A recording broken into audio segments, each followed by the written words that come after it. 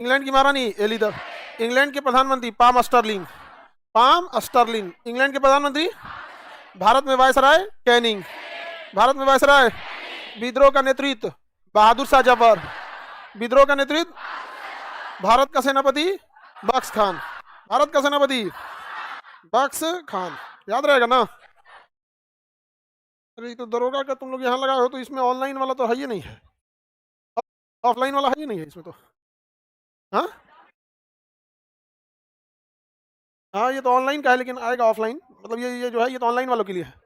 अब की बार ना दरोगा में प्री, मेंस और फिजिकल टेस्ट तीनों एक ही साथ होगा, क्योंकि टाइम ही नहीं दे रहा है प्री के बाद मेंस का कोई भी एग्जाम। अब बीपीएससी भी ऐसे ही कर रहा है, प्री के बाद मेंस में टाइम नहीं दे रहा है। बहुत सा टाइम दिया रहता, तो इस बार बीपीएससी में हम लोग का और बेटर रहा। 161 स्टूडेंट सबका हुआ था सिलेक्शन, और बाकी ऐसे तो इंटरव्यू को तो हम लोग नहीं जोड़ते हैं, क्योंकि वो सब तो ऐसे अगर बस थोड़ा सा और एक महीना और टाइम दे देता ना, तो फिर पूरा बीपीएससी का कब्जा लेते हैं। इस बार 70 वाला जो दे रहे हैं लोग यहाँ पे, इस बार तरह बीपीएससी देखे, बीपीएससी का ईस्ट इंडिया कंपनी की तरह बीपीएससी पे कब्जा कर लेंगे, उसको पता ही नहीं चलेगा यहाँ पे।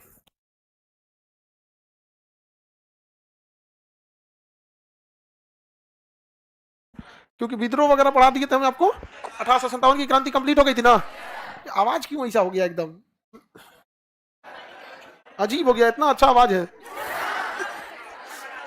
तुम लोग मजाक उड़ा रहे हो? हाँ, इतना अच्छा मेरा गला म्यूजियम में रखा जाएगा। हाँ, तुम और मजाक बनाएगी। कर ये मोहम्मद रफी वाला आवाज है। ये माइकवा को कहा है वहां से तुम लोग छेड़छाड़ करते रहते, बंद करना रहता है तो स्विच से बंद कर दिया करो, जब देखो तो वहीं से बढ़ा घटा देगा लोग।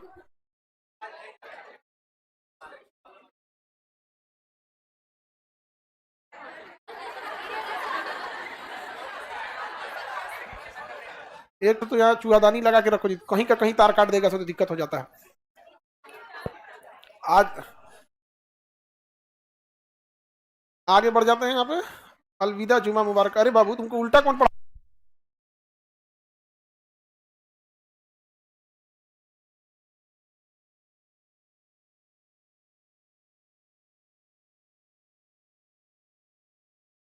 यही ना आती होगी सब 15-20 इन लोग को।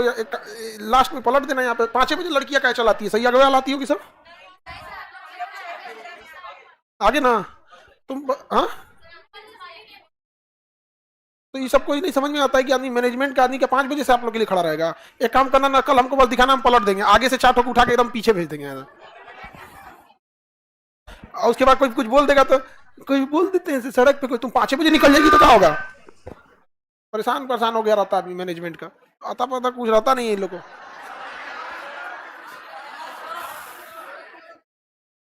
आवाज गड़बड़ हो गया। वहां स्विच रखो लोग, अगर बंद करना है कोई भी माइक तो स्विच से बंद किया करो लोग। एक तो अगर बेड स्विच टाइप का कुछ लगा दो वहां, जब देखो तो रेगुलेटर से ही बंद करते रहते लोग।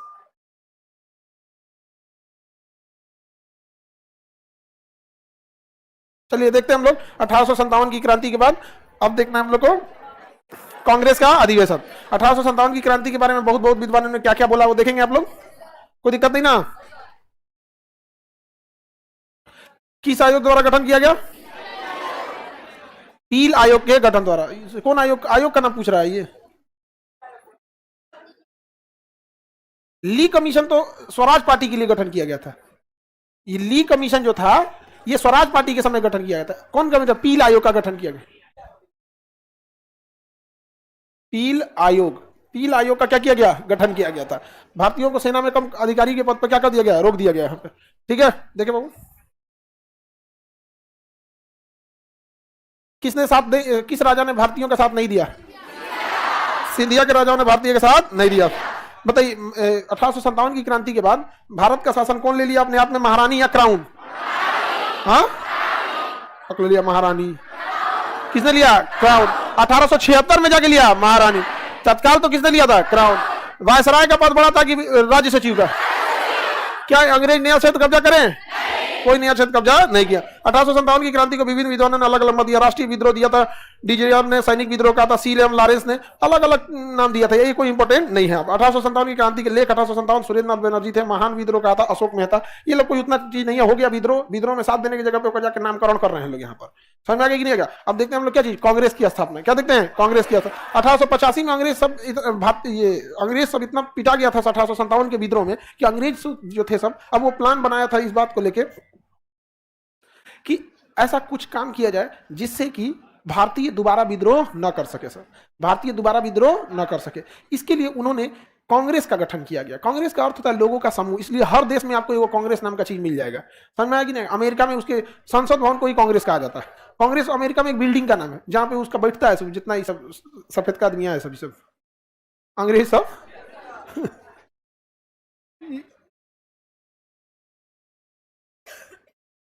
आगे बढ़े, चलिए अब ध्यान से समझते हैं। तो कांग्रेस का गठन अंग्रेजों ने यह सोच के किया कि कोई भी शिकायत भारतीय अपना कहां आके करेंगे, कांग्रेस में। तो इससे क्या हो गया कि पूरे भारत में अंग्रेज को कोई भी असंतोष अर्थात शिकायत होगी तो वो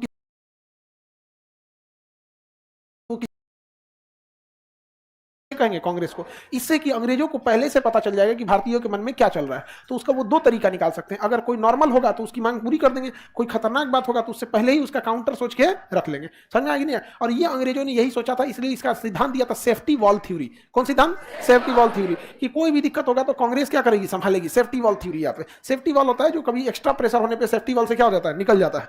तो सेफ्टी वॉल थ्योरी किसने दिया था? अंग्रेजों ने कांग्रेस के लिए दिया था। इसके लिए उन्होंने, लाला लाजपत राय ने तो अपनी बुक में लिख दिया। सेफ्टी वॉल थ्योरी को बुक में किसने लिख दिया? लाला लाजपत। लेकिन ये सिद्धांत किसका था? अंग्रेजों का।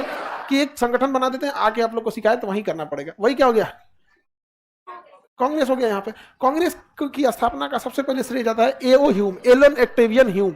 एओ ह्यूम, एओ ह्यूम, एओ ह्यूम को जाता है कांग्रेस की स्थापना का श्रेय एओ ह्यूम। ये कहाँ के रहने वाले थे? स्कॉटलैंड के। कहाँ के थे? स्कॉटलैंड। क्या थे? स्कॉटलैंड के थे। स्कॉटलैंड के रहने वाले थे। ये जब भारत में आए तो ये शिमला में अपना, इनको शिमला शहर बहुत पसंद आया तो शिमला में ही बस गए, इसलिए इन्हें शिमला का संत कहा जाता है। Hermit of Shimla. क्या कहा गया? Hermit of Shimla. Hermit of Shimla, Shimla का संत। संत मतलब हर्मिट, हर्मिट ऑफ शिमला। इन्होंने क्या दिया था? कांग्रेस की स्थापना किया। कांग्रेस की स्थापना किया। इन्होंने कहा कि कांग्रेस नामक संगठन बनाते हैं। और कांग्रेस की स्थापना में इन्होंने क्या किया कि जो वार्षिक मीटिंग होगी, वार्षिक बैठक, जो भी कांग्रेस का वार्षिक क्या होगा, बैठक होगा, वार्षिक बैठक, उसे कहा जाएगा अधिवेशन। क्या कहा जाएगा? अधिवेशन। क्या कहेंगे? अमूमन यह अधिवेशन साल के लास्ट दिसंबर में होता था। लेकिन बाद में जब जवाहरलाल नेहरू के हाथ में अध्यक्षता आई 1929 में, तो इन्होंने इसे हटा के और कहा कि अब से अधिवेशन जनवरी में होगा। कब से होगा? जनवरी। और उन्होंने ही कहा था कि आगामी जनवरी में, जैसे दिसंबर में होगा ना, दिसंबर 1929 में ही किसने कहा? जवाहरलाल नेहरू। कि अगले महीने की अंतिम संडे को, मतलब अगले महीने, दिसंबर के बाद जनवरी आएगा तो जनवरी हो गया, लेकिन साल भी बदल जाएगा। दिसंबर के बाद जनवरी आता है ना, तो क्या बदल जाता है? साल 1930। तो इन्होंने कहा था कि आगामी जनवरी के लास्ट संडे को, आगामी जनवरी के लास्ट संडे को हम अपने आप को स्वतंत्र घोषित कर देंगे।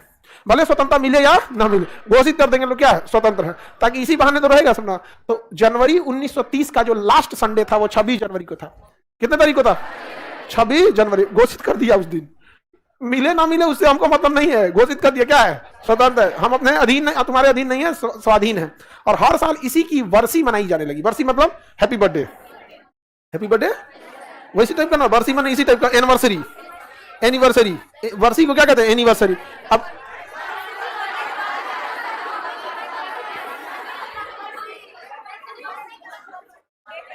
जीते जी वर्षी नहीं होता है। चलो छोड़ो सब चीज, मतलब उसकी सालगिरह मनाया जाने लगा। तो हर साल क्या मनाया जाने लगा? सालगिरह। तो सालगिरह हर साल कब मनाया जाता है? 26 जनवरी। तो 1931 में ही मनाए लोग, 32 में ही मनाए, ऐसे करते करते मनाने लगे। 20-25 साल मनाए लोग, एकदम सबको पता हो गया कि भाई सबको क्या करना है, इसी दिन अपने आप को अंग्रेजों से स्वतंत्र पाके हम बना लेते हैं। अब एक हुआ क्या कि स्वतंत्रता तो हम लोग को 26 जनवरी को मिली नहीं, स्वतंत्रता मिल गया 15 अगस्त को। हाँ, 15 अगस्त को 1947 को। अब भारत के लोग कहे कि ये दिन हम स्वतंत्रता मनाए कि जो मनाते आ रहे हैं उसको मनाए, कंफ्यूजन हो गया। तो मनाना तो इसको मजबूरी है भैया, ये तो जरूरी है, इसी दिन हमें रियल में स्वतंत्रता मिली थी। लेकिन जिन उद्देश्यों पे लड़के हम 26 जनवरी को लिए थे, इसे कैसे भूल जाए? तो अंबेडकर साहब ने कहा कि एक काम करते हैं, रुक जाओ, संविधान बन गया है, संविधान बन गया, 26 नवंबर को संविधान बन गया था। तो अंबेडकर साहब सबको मना की, रुक रुक रुक रुक, छुट्टी, जाओ लो, जाओ भगो। अम्बेडकर साहब छुट्टी देते हैं, आपस में बैठ के बताएं कि 26 नवंबर को संविधान बन गया।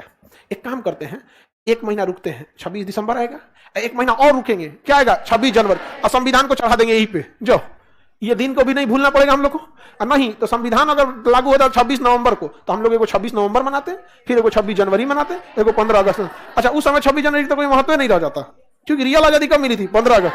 तो अम्बेडकर साहब ने कहा कि ना चढ़ा दो, कहा 26 जनवरी, एक के में हो जाएगा, खर्चो बचेगा, 3 जगह कौन सी कहीं नहीं देखते हैं, किसी के यहाँ बेटा बेटी दोनों रहेगा तो एक के दिन ब्याह कर देगा, एक के दिन ब्याह कर देगा, सब चीज आधा आधा खर्चा आएगा। क्योंकि मान के चलिए किसी एक आदमी को बुलाइएगा बेटी की शादी में, तो 10 गो पूरी उस टाइम खाएगा, फिर बेटा की शादी की 10 गो उस टाइम खाएगा, एक के दिन बुला दी तो क्या कहेगा 10 गो बेटी का 10 गो बेटा खेलना, एक में नहीं पड़ गया, नहीं पड़ गया, ऐसे बच जाता है। किसी का 4 गो बेटा बेटी रहने, एक के दिन कर देना चाहिए। हाँ वही ठीक है क्या जी, क्या नहीं संभाल पाएगा क्या? गेस्ट लोग मैनेज होते हैं, हम लोग यहाँ वर्षगांठ और रक्षाबंधन से ज्यादा किसी का बारात में भीड़ होता है, बाप रे बाप, इतना भीड़ होता है जिसका कोई हद नहीं, मैनेज नहीं हो जाता है। और भी आप जैसे दलितर लोग,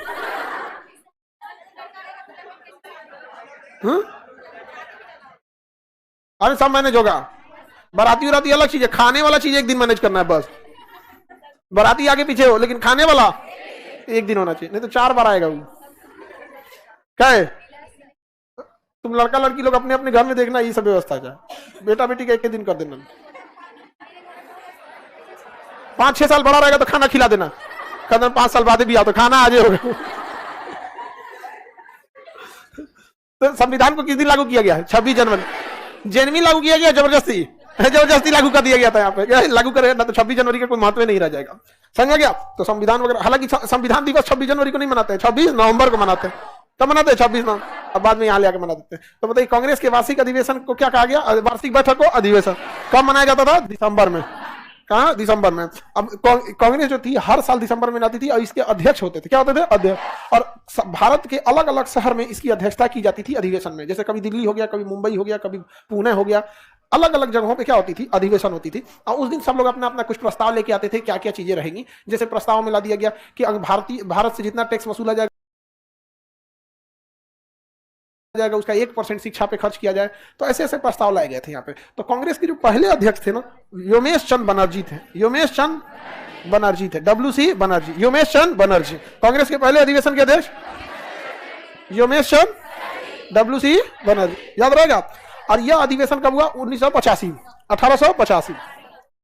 यहां लिखे कि कहां लिखे? कांग्रेस में यहीं लिखते हैं 1885। तो कांग्रेस की स्थापना कब हुई? 1885 में हुई। उस समय बताइए कांग्रेस की स्थापना किसने किया? उस समय भारत का गवर्नर जनरल तो कैनिंग तो रहेगा नहीं, कैनिंग तो 1857 में था। उस समय कोई और होगा, डफरिन था। कौन था? कांग्रेस, अरे डफर बोलो सही रहेगा, डफर बोलो, डफर चले, डफरिन बोल दीजिए, बट आगे लॉर्ड मत लगाया कीजिए। लॉर्ड कैनिंग, हम लोग भगवान को बोलते हैं, जैसे कृष्ण जी का नाम लेना अंग्रेजी में लॉर्ड कृष्णा, लॉर्ड कृष्ण। और दलहौजी का लेना है लॉर्ड दलहौजी, लॉर्ड कैनिंग। समझा कि नहीं? यहाँ पे मेंटलिटी देख रहे हैं उन लोग को, अपने आप को भगवान के समकक्ष रखा है सर। हम लोग का ध्यान नहीं जाता है। अब शिक्षा मंत्रालय तो सुतल है। केंद्रीय शिक्षा मंत्रालय को ये सब चीजें स्ट्रिक्टली करना चाहिए कि भारतीय इतिहास में जितने अंग्रेज हैं उनके आगे से लॉर्ड शब्द हटा दे, आगे बढ़े, ऐसा ऐसा शब्द खोजे। Duffer, Dufferin, Lord Dufferin, Dufferin, Dufferin थे यहाँ पर। 1885 में स्थापना होती है। देखिए ये जो स्थापना थी तो इसमें यह डिसाइड किया गया कि ये पहला अधिवेशन पुणे में किया जाएगा। कहाँ किया जाएगा? लेकिन सोचा पुणे में प्लेग फैल गया। पुणे में क्या फैल गया?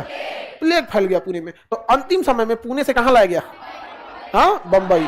कहाँ लाया गया? बंबई। तो बताइए कांग्रेस की पहली अधिवेशन कहाँ हुआ? बंबई।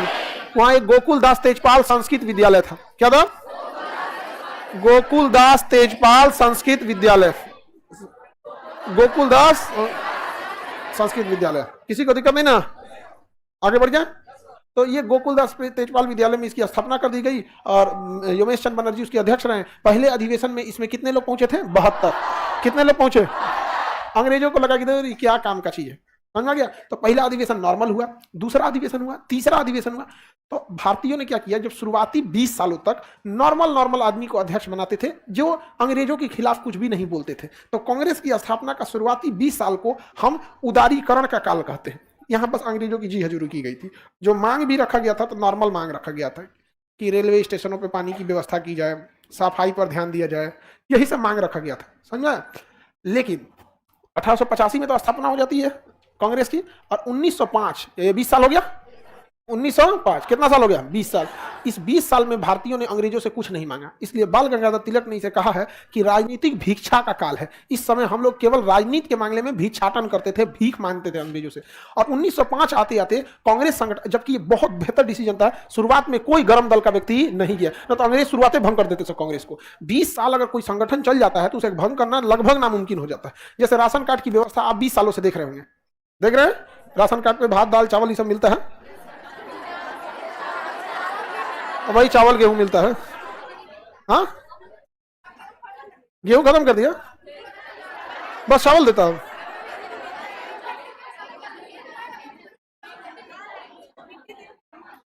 हम लोग के समय मिट्टी तेल भी मिलता था। हाँ, पता नहीं अब देता है कि नहीं। हम लोग के समय मिट्टी तेल देता था, आधा तौलता था वो, इतना स्पीड में तौलता था कि आधा गिरा देता था। और उसका जो तौलने वाला बाट होता था ना, उसको लगता था 4 जगह पलट के पलटा है, उसको पटका पचक ढचक जाता था। तो हम लोग ना अपन पौआ लेके जाते थे, ऐसे ना पाओ, अपना पौआ लेके जाते थे, तो गुस्सिया जाता था, अपना पौआ देता था। और फिर कोई अगल बगल में रहता तो हमरो यही से नाप दो, तो गुस्सिया जाता था। हम लोग एक दिन साइड में बोला, जब तक अपन पौआ से नपाए के हुई नहीं तो या तो एकदम में पहले आ जाइयो, ना तो एकदम बाद में आइयो, भीड़ में चल आलो, सब जना के वही से देवे के पड़ल, 100 ग्राम कम न हो, उसका अपना पौआ कितना रहता 100 ग्राम कम उसमें कुछ कुछ पचका उचका देता है। और हम लोग अपने हाथ से नापते थे, आराम आराम से एकदम। और तो ऐसे ले 1 2 3 ऐसे नहीं नापता, स्टार्टिंग में राम 2 3 धांधली करता था हम लोग के सामने। आगे बढ़े, 72 कितने अनुयायी गए थे सर? कांग्रेस के प्रथम अध्यक्ष जवाहरलाल नेहरू थे क्या? नहीं रे गधा कहीं। यहाँ तुमको क्या लिखा है? योमेश चंद बनर्जी, आंख कान और फूल यहाँ बता रहे हैं, तो जवाहरलाल नेहरू को बोल रहे हैं यहाँ पे, बकलोल कहीं का। तो अब देखिए, शुरुआत में जब 20 साल तक ये हो गया तो कांग्रेस अपनी जड़ें जमा ली रही थी। अब क्या हुआ, कांग्रेस के अधिवेशन में 10-10 हजार लोग आते थे, 10-10 हजार लोग आते थे, हर जिला से 4-5 आदमी जाता था। वहां की हर एक समस्याओं को लेकर लोग कांग्रेस में पहुंचते थे। अब अंग्रेजों को लग गया कि भाई साहब, ये तो हमसे बहुत बड़ी भूल हो गई, ये तो गया काम से। यहाँ पे हम अंग्रेज यहाँ बनाए थे सेफ्टी वाल की तरह, ये तो संगठन का काम कर लिया सब इसमें। और इसमें इस कांग्रेस अधिवेशन में जितने लोग जो आते थे और जो क्रांतिकारी विचार को रखते थे, सॉलिड मांग रखते थे, वो बंगाल से आते थे। सब बंगाली आता था, दिमाग का तेज बंगाली जो होता है ना, महीन दिमाग का होता है। ये नहीं कि लड़ाई झगड़ा ये सब नहीं, एकदम सॉलिड दिमाग लगाएगा। अंग्रेज परेशान हो गए सब, यार ये तो हमने गड़बड़ कर दिया यहाँ पे। और ना तो कांग्रेस मंच हो गया, पहले क्या था, उनकी विचारधारा उन्हीं के पास रह जाती थी। अभी कांग्रेस के मंच पे आके ऐसे भाषण दिया जाता था और हर जिला से लोग आए रहते थे, वो फिर अपने जगह जाके उस बात को पहुंचाते थे। अब अंग्रेजों ने कहा कि यार ये तो हमारे सामने 2 समस्या है, कांग्रेस को भी खत्म करना है, कांग्रेस को भी खत्म करना है और साथ साथ बंगाल को भी खत्म करना है। तो अंग्रेजों ने सोचा कि पहले किसे खत्म किया जाए, तो उन्होंने सोचा पहले बंगाल को खत्म करते हैं। तो 1905 में अंग्रेजों ने बंगाल का विभाजन कर दिया। बंगाल का क्या कर दिया? विभाजन। इतना बड़ा बंगाल को 2 हिस्से में बांट दिया, पश्चिम बंगाल और पूर्वी बंगाल, 2 भाग में। अच्छा, बांटा क्यों था? तो उन्होंने कहा कि इतने बड़े बंगाल को संभालने में दिक्कत होती है, इसलिए 2 भाग में बांट देते हैं, स्टेट छोटे रहेंगे तो एडमिनिस्ट्रेशन आसान होगा। जबकि मुख्य कारण यह था कि हिंदू और मुसलमान को लड़ाना, ताकि राष्ट्रीय चेतना भंग हो सके, राष्ट्रीय महत्व को भंग किया जा सके। अंग्रेजों ने इसके लिए क्या किया? बंगाल विभाजन कर दिया। क्या किया? बंगाल। तब कांग्रेस के अंदर यह मांग उठने लगी कि कांग्रेस को कहिए कि बंगाल विभाजन रद्द करे। तो कांग्रेस ने प्रस्ताव पारित किया कि बंग भंग, जो बंगाल का भंग किया ना, बंग भंग आंदोलन, बंगाल का विभाजन भंग करो। और बंग भंग आंदोलन किया गया। अंग्रेजों ने कहा कि भाई साहब, तो बंगाली बड़ी खतरनाक है, सो बंगाल का विभाजन किया तो कह रहा कि ना, ऑप्सी कटर होता है ना, मतलब ये मान्य नहीं होगा। बंगाली लड़ गया सब, हम बंगाल विभाजन नहीं बर्दाश्त करेंगे, और मनवा लिया सब। 6 साल बाद बंगाल विभाजन रद्द हो गया। बंगाल विभाजन क्या हो गया? लेकिन अंग्रेजों ने नींव डाल दिया कि नहीं डाल दिया? और इसी कारण भारतीय, जब कांग्रेस अपनी मांग रख रही थी कि बंगाल विभाजन को कैंसिल किया जाए, तो बड़ा शालीनता से मांग रख रही थी। और यही कारण है कि इसके 2 साल बाद कांग्रेस में 2 भाग हो गया, एक गरम दल, एक नरम दल। गरम दल और नरम दल, एक नया संगठन जिसका महज 20 साल स्थापना हुआ है। जो देश के लेवल की संगठन रहेगी उसके 20 साल में क्या हो जाएगा? वहां पुराना संगठन रहेगा तब ना, हर जगह में। अब 20 साल के ही संगठन में 2 तरह के लोग हो गए, एक हो गए गरम दल और एक हो गए नरम दल। गरम दल वाले ज्यादातर ग्रामीण क्षेत्र के थे, गांव का आदमी वैसे भी गरम दल वाला होता है, बवाल होता है तुरंत सड़क को चलाएगा, हाँ तुरंत लाठी लेके चलाएगा। नरम दल वाले कहाँ के थे? शहरी चंद। अब वहां दो भाग में बढ़ गया और ऐसा लगने लगा कि अब कांग्रेस खत्म हो जाएगी, ऐसा लगने लगा कांग्रेस क्या हो जाएगी, खत्म। सबसे छोटा था करजन। कौन था? करजन। उसी के समय बंगाल विभाजन किया गया। किसके समय? करजन। किसके समय? करजन। और जब कांग्रेस गरम दल और नरम दल दो भागों में टूट रही थी ना, तो करजनवा क्या बोला था कि मैं कांग्रेस को मरते हुए देख रहा हूं, मेरी कार्यकाल खत्म होने को है और मेरी यह अंतिम इच्छा रहेगी भारत में कि मैं अपने जीत अब भारत में रहते हुए कांग्रेस को मरता हुआ देख सकूं। सोचिए कांग्रेस कितना जर्जर स्थिति में आ गया होगा। लेकिन बाद में कांग्रेस फिर अपने आप को संभाला और करजन जब चल गया, कौन चल गया? करजन। तो उसके जगह आया मिंटो। कौन आया? मिंटो। इसने क्या किया? मुसलमानों को कहा कि तुम्हारा अधिकार छीना जा रहा है। याद करो मुगलों के टाइम तुम्हारा क्या अधिकार था, दिल्ली सल्तनत के समय, ये लोग तुम्हारा अधिकार छीन रहे हैं। चढ़ा दिया किसको? हाँ, मुसलमानों को चढ़ा दिया। वहां कोई बोलने वाला ही नहीं था। बोलने से पहले 2 दिन सोचिए कि इस आदमी को सबसे पहले भावनाओं से कैसे खत्म किया जा सकता है। हम लोग रहते उस समय तो मुसलमानों से कहते कि मुसलमानों के बारे में सोचने वाला वह इंसान कभी नहीं हो सकता जो सुअर खाता हो। वो सब सुअर खाता है। सुअर खाने वाला इंसान कभी मुसलमानों की भलाई सोच सकता है?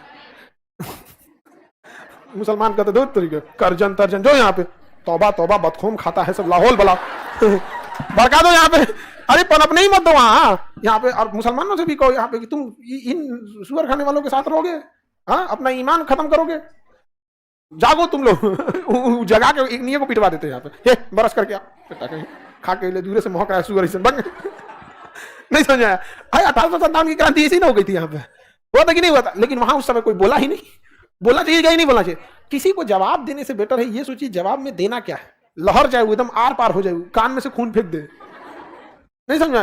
और रियलिटी है, हाँ, हड्डी उड्डी सब छेद हो जाए। आगे बढ़े, किसी को दिक्कत? तो 1905 में कांग्रेस में क्या हो गया? गरम दल और नरम दल टूटने की बात चलने लगी और 1905 में बंगाल का विभाजन हुआ। क्या हुआ? बंगाल का विभाजन हुआ। और 1907 में क्या हो गया? गरम दल और नरम दल, गरम दल और नरम दल। और 1909 में मुसलमानों को क्या दे दिया गया? पृथक क्षेत्र। पृथक क्षेत्र, पृथक निर्वाचन क्षेत्र दे दिया गया। पृथक निर्वाचन क्षेत्र। अंग्रेजों ने 3 काम लाइन से इतना गड़बड़ किया। बंगाल विभाजन हुआ तो भारतीयों ने पूरा दिमाग खराब हो गया कि क्या किया रे चोट्टा कहीं क्या। साथ में गरम दल नरम दल बढ़ गया। अब भाई विनती करने वाले लोग का जमाना चला गया। तब तक मुसलमानों को अलग क्षेत्र दे दिया गया तो अंग्रेजों की मनसा दिख गई। जो पढ़े लिखे लोग थे वो दिख गई। समझ में आ गया कि नहीं गया? और इसने ना अंग्रेजों ने मुस्लिम लीग की स्थापना कर दिया और जितने उस समय के बकलोल लोग थे सबको किसमें भर दिया? मुस्लिम लीग में भर दिया। आप बताइए मुस्लिम लीग अगर एक संगठन बन रही है तो राजनीतिक संगठन में चलेगा कि आप कुछ भी कीजिए राजनीतिक संगठन में, आपका मन, आप जो खाना खाना चाहे खा सकते हैं, वेज खाइए नॉनवेज खाइए राजनीतिक संगठन में। लेकिन अगर कोई धार्मिक संगठन बनेगा, अभी बताइए कोई धार्मिक संगठन बन रहा है उसमें नॉनवेज खा लेंगे आप? जैसे हिंदू धर्म में नॉनवेज पे बैन है, मतलब धार्मिक चीजों में तो नहीं खाया जाता है। देखते ना यहाँ पे पैसा वैसा नहीं गिना जाता है हाथ में लेके, या फिर भरे में बनता है तो बाहर रखा जाता है। तो कांग्रेस मुस्लिम लीग बनाया ही था किस संगठन को लेके? धार्मिक संगठन को लेकर। और उसमें उसको रखा था सुअर खाने वालों को। इवन जिन्ना का सबसे फेवरेट डिश था सुअर का सूप। जिन्ना का सबसे फेवरेट डिश था वहां पर। हाँ, जिन्ना मुसलमान, पहले मुसलमान नहीं था, हिंदू। जिन्ना बाद में मुसलमान बना। उसके दादाजी का नाम था मुंजा भाई ठक्कर। मुंजा भाई ठक्कर बाद में वो क्या बन गया? मुस्लिम बन गया। हालांकि जिन्ना खुद कहता था कि मुसलमान मुझे अपना धार्मिक नेता ना समझे, मुझे धर्म से कोई मतलब नहीं है, मैं मुसलमानों का राजनीतिक नेता हूं। आगे बढ़े तो बताइए कांग्रेस कांग्रेस में गरम दल नरम दल कब बना? शुरुआती 20 साल को क्या कहा गया? राजनीतिक भिक्षा का काल। राजनीतिक भिक्षा का काल। यहां पर अब यहां से क्रांतिकारी आंदोलन चालू हो गए। क्या हो गए? क्रांतिकारी आंदोलन चालू हो गए। किसी को दिक्कत? अब इसी क्रांतिकारी आंदोलन में अलग अलग जगह पे क्रांतिकारी आंदोलन चालू हुए, कुछ भारत में हुए और कुछ विदेश में हुए। इस क्रांतिकारी आंदोलन में सबसे प्रमुख जो थे जिन्ना, कौन है देखिए ऊपर को क्या कर रहा है? अजीम खान, अरबाज शेख। जिन्ना मुसलमान था सर, हाँ जिन्ना था मुसलमान, उसके पूर्वज नहीं थे। जिन्ना के पूर्वज नहीं थे। यहाँ पर आगे बढ़े, जिन्ना तो था ही लेकिन उसके पूर्वज नहीं थे उसके। हाँ हाँ, आगे जब जिन्ना पढ़ाएंगे तब बताएंगे। जिन्ना के जो दादा थे ना मुंजा भाई ठक्कर, वो मछली का व्यापार करते थे और गुजरात के लोग नॉनवेज नहीं खाते तो उसको निष्कासित कर दिया। भाई तुम यहाँ पे मछली उछली बेचता है? तो कहा कि हमारा व्यापार है, भूखे थोड़े मरेंगे। तो चल गया गुजरात से कराची, और कराची गया मुंजा भाई, उसके बाद आया जेना भाई, और जेना भाई से हो गया जिन्ना। उसके पापा का नाम जेना भाई था, ये क्या हो गया? जिन्ना।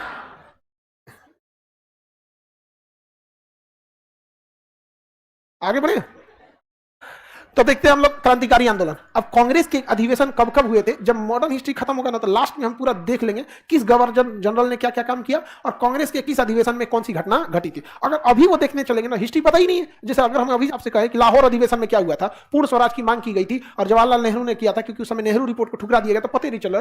नेहरू रिपोर्ट आप लोग मान देंगे, नेहरू रिपोर्ट जवाहरलाल नेहरू ने नेहरू रिपोर्ट दिया ही नहीं था, मोतीलाल नेहरू ने दिया। तो अभी क्या है ना कि अभी हम लोग पहले हिस्ट्री पे चलते हैं और ये वाला जो चीज है ये हम लोग जैसे आजादी मिलेगी कांग्रेस के किस अधिवेशन में कौन कौन सा प्रस्ताव पारित हुआ और किस गवर्नर जनरल ने कौन कौन सा काम किया। अभी विद्रोह देखते, क्रांति देखते हैं। अब इस क्रांतिकारी आंदोलन में महाराष्ट्र स्टार्टिंग किया। किसने स्टार्ट किया? यहां पर विनायक दामोदर सावरकर ने यहां पर उन्होंने काफी अच्छा योगदान दिया। बाल गंगाधर तिलक ने, ये चापेकर बंधुओं ने, ये क्रांतिकारियों का गढ़ बना था महाराष्ट्र और बंगाल। तो महाराष्ट्र में ना बाल गंगाधर तिलक इन्होंने कहा कि अंग्रेजों से डायरेक्ट लोहा नहीं ले सकते, क्योंकि अंग्रेज के पास कानून था, वो अंग्रेज कानून से मारते हैं सब। कहीं से कि एक काम करते हैं, गणपति महोत्सव और शिवाजी महोत्सव प्रारंभ करते हैं। अब गणपति महोत्सव में पूरी भीड़ आती है, आएगी कि नहीं आएगी? भीड़ में एक याद रखिएगा ताकत बहुत होता है, अंग्रेज सब पीछे हट जाएंगे, सब गणपति बप्पा मोरया। अब लोग अंग्रेज मना भी नहीं कर सकते, मना करोगे तो पूरे मराठी की विरोध लेंगे। उसके बाद उन्होंने देखा कि और क्या किया जा सकता है। तो महाराष्ट्र क्या कीजिएगा, पूरे भारत में छत्रपति शिवाजी का बहुत महत्व है।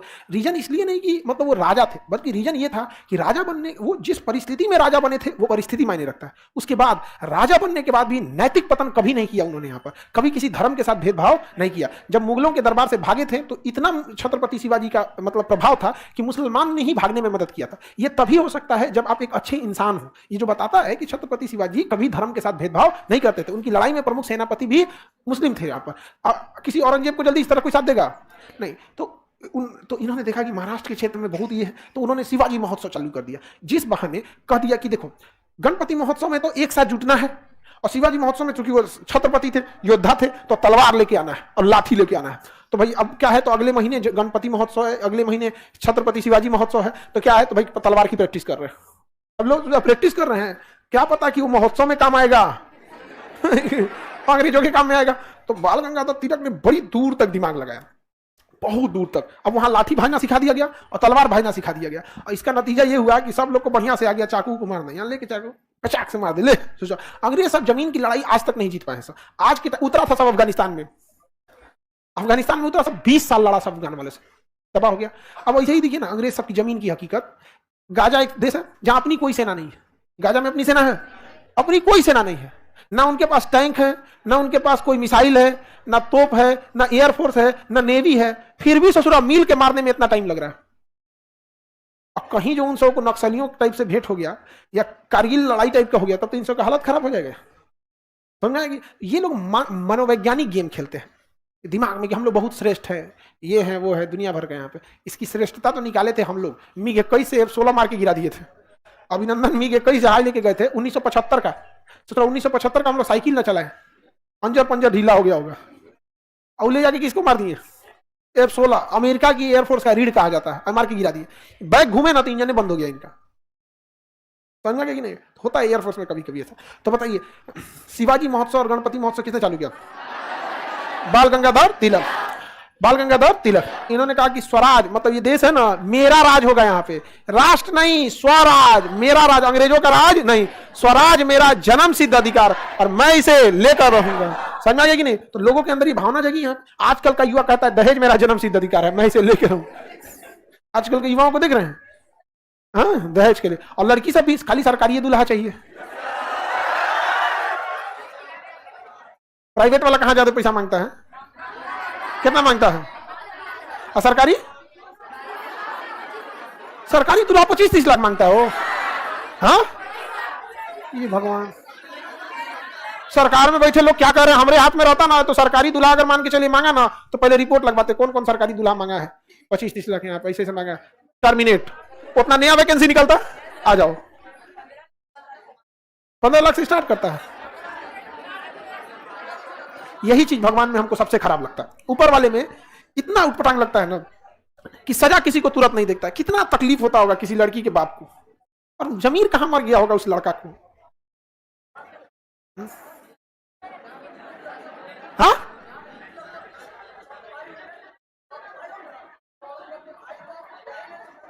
हाँ,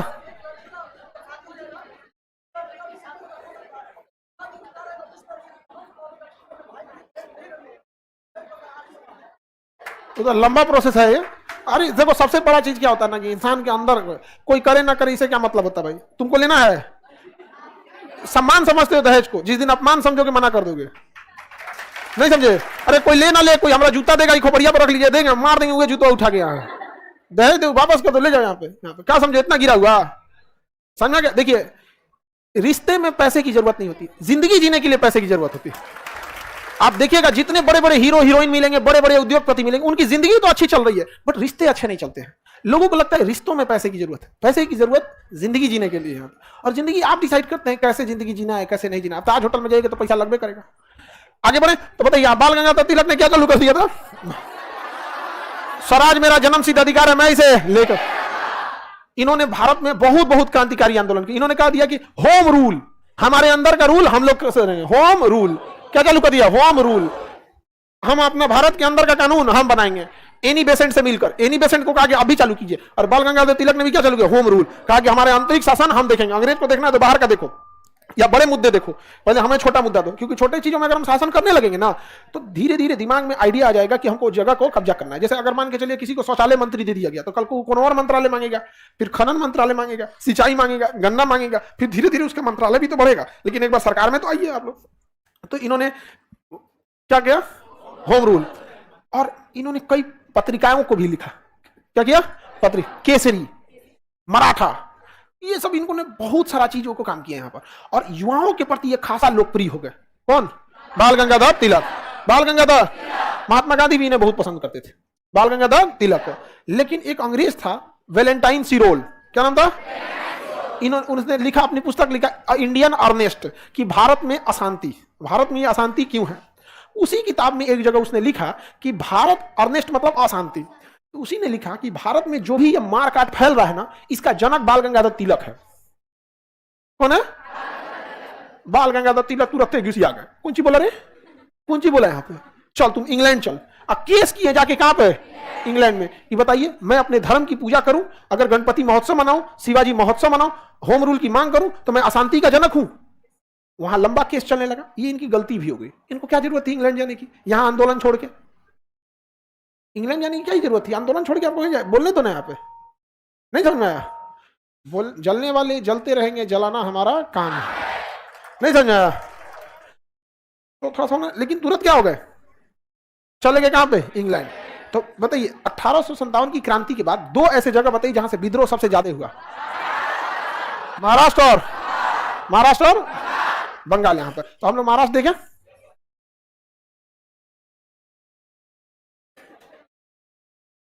चलिए अब आगे देखते हैं, आगे का क्लास कल समझेंगे, मंडे को। कल आपका करंट अफेयर कितने बजे है? सुबह में है करंट अफेयर। हाँ सुबह में है करंट अफेयर। हम अभी बता देंगे, आप लोग को इन्फॉर्मेशन दिला देंगे, ठीक है? बट